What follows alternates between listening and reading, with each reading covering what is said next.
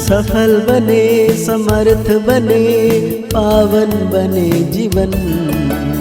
मीठी मुरली सुन के पाए सुख सघन। आज का चिंतन, आज का चिंतन।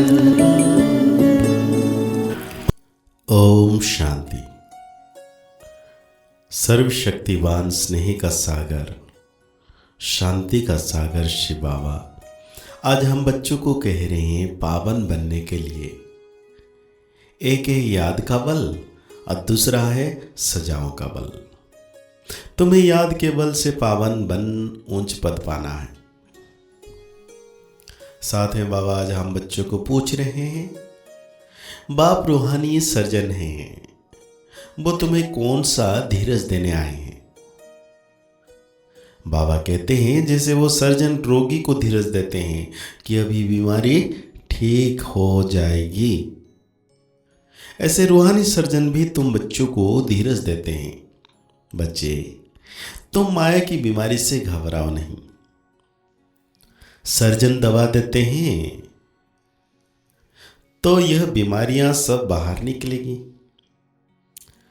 जो ख्यालत अज्ञान में भी नहीं आए होंगे वो आएंगे, लेकिन तुम्हें सब सहन करना है। थोड़ा मेहनत करो, तुम्हारे अब सुख के दिन आए कि आए।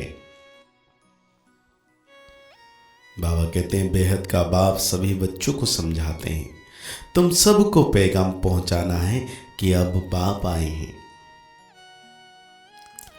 बाप धीरज दे रहे हैं क्योंकि भक्ति मार्ग में बुलाते हो। बाबा आओ, लिबरेट करो, दुखों से छुड़ाओ। तो बाप भी धीरज देते हैं। बाकी थोड़े राज है। कोई की बीमारी छूटने पर होती है तो कहते हैं अब ठीक हो जाएगी।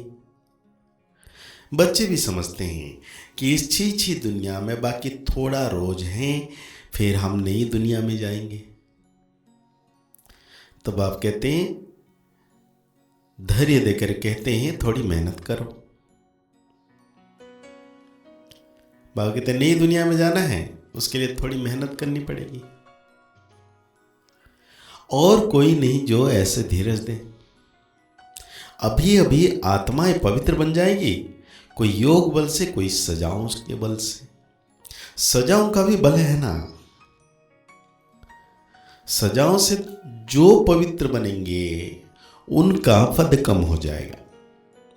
तुम बच्चों को श्रीमत मिलती रहती है। बाप कहते हैं मां में कम याद करो, तुम्हारे सब पाप भस्म हो जाएंगे। अगर याद नहीं करेंगे तो पाप 100 गुना बन जाएगा। क्योंकि पाप आत्मा बन तुम मेरी निंदा कराते हो। मनुष्य कहेंगे इनको ईश्वर ऐसे मत देते हैं जो आसुरी चलन दिखते हैं। लाही चाड़ी मतलब उतरा चढ़ाव होता है ना। बच्चे हार भी खाते हैं, अच्छे अच्छे बच्चे भी हार खाते हैं, तो पाप कटते ही नहीं है, फिर भोगना भी पड़ता है। यह बहुत छी दुनिया है, इसमें सब कुछ होता रहता है।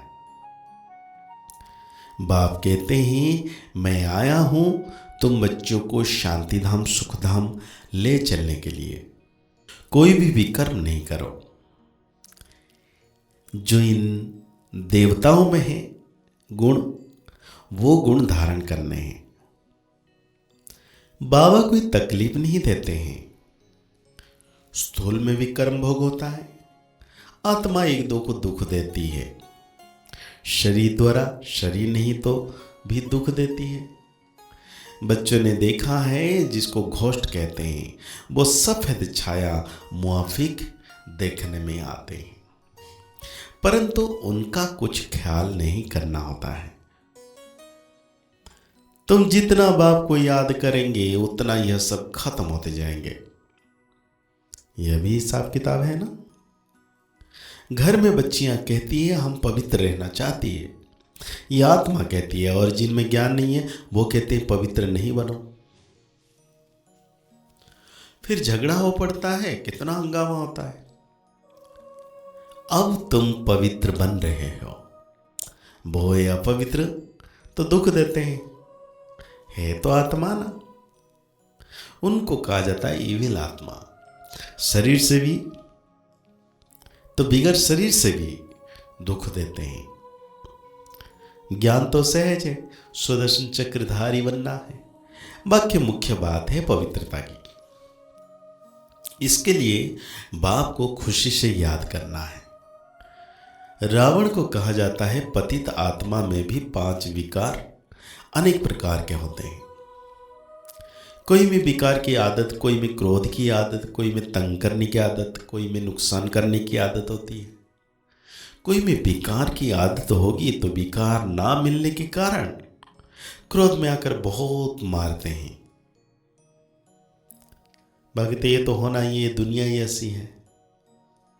पर इससे मुक्त होने के लिए बड़े प्यार से मुस्कुराते हुए बाबा को याद करना है। अब बाबा कहते हैं तुम स्वर्ग में जा सकते हो, सिर्फ और सिर्फ शिव बाबा को याद करो। याद तो एक शिव बाबा को ही करना है तो स्वर्ग में जरूर जाएंगे। जो भी आते हैं भल फिर जाकर पतित बनते हैं तो भी स्वर्ग में जरूर आएंगे, सजाएं खाकर, पावन बनकर फिर भी आएंगे जरूर। बाप रहमदिल है ना। बाप समझाते हैं कोई विकर्म ना करो तो विक्रमाजीत बनेंगे। यह लक्ष्मी नारायण विक्रमाजीत है ना। फिर रावण राज्य में विक्रम बन जाते हैं, विक्रम संवत शुरू होता है। मनुष्य को तो कुछ भी पता नहीं, तुम बच्चे अभी जानते हो यह लक्ष्मी नारायण विक्रमजीत बने। ऐसे भी नहीं कहेंगे ऐसा ड्रामा क्यों बना, यह तो अनादि खेल है, इसमें मेरा भी पार्ट है। बाबा कहते हैं ड्रामा कब बना कब पूरा हुआ यह भी नहीं कह सकते, यह तो आत्मा में पार्ट भरा हुआ है। आत्मा की जो प्लेट है वो कब घिसती नहीं है। आत्मा अविनाशी है, इसमें पार्ट भी अविनाशी है, ड्रामा भी अविनाशी कहा जाता है। बाप जो पुनर्जन्म में नहीं आते हैं वो ही आकर सब राज समझाते हैं। सृष्टि के आदि मध्य अंत का राज कोई भी समझा नहीं सकते। ना बाप का ऑक्यूपेशन ना आत्मा का कुछ भी जानते नहीं है। यह सृष्टि चक्र कैसे फिरता रहता है। अब है पुरुषोत्तम संगम युग, जब सब मनुष्य मात्र उत्तम पुरुष बन जाते हैं, शांति धाम में सब आत्माएं पवित्र उत्तम बन जाती है। शांति धाम पावन है ना, नई दुनिया भी पवित्र है, वहां शांति तो है ही। फिर शरीर मिलने से पाठ बजाते हैं। यह हम जानते हैं हर एक को पाठ मिला हुआ है, वो हमारा घर है, शांति में रहते हैं, यहां तो पाठ बजाना है। अब बाप कहते हैं भक्ति मार्ग में तुमने मेरी अव्यभिचारी पूजा की, दुखी नहीं थे, अभी व्यभिचारी भक्ति में आने से तुम दुखी बने पड़े हो। अब बाप कहते हैं दैवी गुण धारण करो, उसमें भी खास काम को जरूर जीतना है तो तुम जगतजीत बनेंगे। बाप ने समझाया है तुम सब सीताएं अथवा भक्तियां हो, भक्ति का फल देने वाला है राम भगवान। कहते हैं मैं आता हूं फल देने, तुम जानते हो हम स्वर्ग में अपार सुख भोगते हैं। उस समय बाकी सब शांति धाम में रहते हैं, शांति तो मिलती है ना, समझते नहीं है। ठहरता कोई मुश्किल है, पिछाड़ी में बहुत आएंगे, जाएंगे कहां। यह एक ये हड्डी है, जैसे दुकानदार की अच्छी चीज होती है तो दाम एक होता है, यह तो शिव बाबा की हड्डी है, वो है निराकार। ब्रह्मा भी जरूर चाहिए, तुम कहलाते हो ब्रह्मा कुमार कुमारियां। तो आज बाबा धारणाओं में कहते हैं देवताओं जैसे गुण स्वयं में धारण करने हैं। अंदर जो इविल संस्कार है, क्रोध आदि की आदत है, उसे छोड़ना है, विक्रमाजीत बनना है। इसलिए अब कोई भी विक्रम नहीं करना है। हीरे जैसा बनने के लिए ज्ञान अमृत पीना और पिलाना है। काम विकार पर संपूर्ण विजय पानी है। स्वयं को स्वतः प्रधान बनाना है। याद के बल से सब पुराने हिसाब किताब चुक्त कर घर जाना है। तो आज बाबा हम बच्चों को वरदान दे रहे हैं, बुद्धि को मेरेपन के फेरे से निकाल, उलझनों से मुक्त रहने वाले न्यारी ट्रस्टी भव। बाबा कहते हैं जब बुद्धि कहां भी उलझन में आती है तो समझ लो जरूर कोई ना कोई मेरापन है। जहां मेरा आया वहां बुद्धि का फेरा हुआ। गृहस्थी बनकर सोचने से गड़बड़ होती है, इसलिए बिल्कुल न्यारे और ट्रस्टी बन जाओ। ये मेरापन, मेरा नाम खराब होगा, मेरी ग्लानि होगी, ये सोचना ही उलझना है। फिर जितना सुलझाने की कोशिश करेंगे उतना उलझते जाएंगे। इसलिए ट्रस्टी बन इन उलझनों से मुक्त हो जाओ। भगवान के बच्चे कभी उलझनों में नहीं आ सकते।